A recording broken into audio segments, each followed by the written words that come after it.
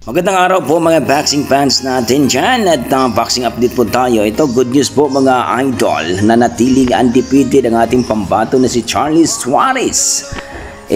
Na ideklara po ng no contest. Bad po ito, no?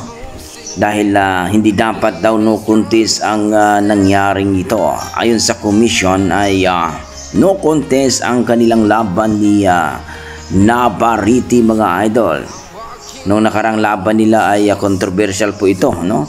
Ay talaga namang napakagandang laban, ay klarong-klaro po na kamaupo ang nakatama sa taas ng kilay at talagang nasugatan itong si Navarrete na kung saan ay sabi nila ay headbutt.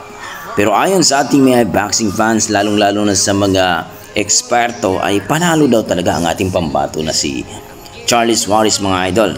Kung baga, naagawan daw ng titulo. Champion na sana ang ating pambato na si Charles Suarez mga idol. Ayon sa ating mga boxing fans ay kapag magkaroon daw ng rematch ay siguraduhin na daw ni Charlie Suarez mga idol na makuha o matikyo itong si Navarrete mga idol. Dahil sa controversial na ito ay nabas talaga ang mga pampo ni Navarrete mga lodi. Pero ayon sa ating mga boxing fans ay nanatiling undefeated ang ating pambato at good news po ito.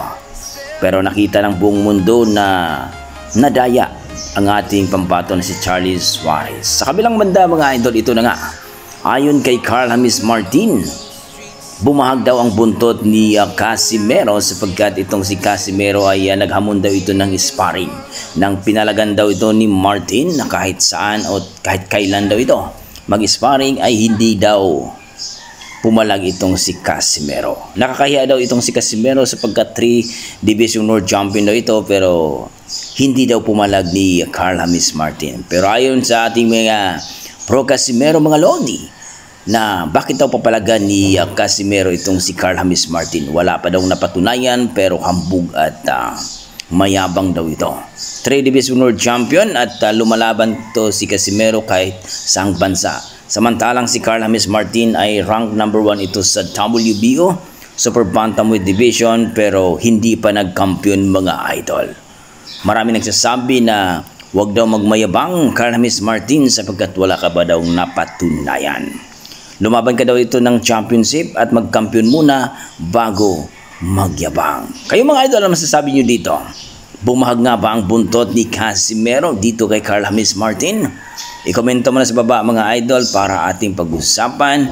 Maraming salamat.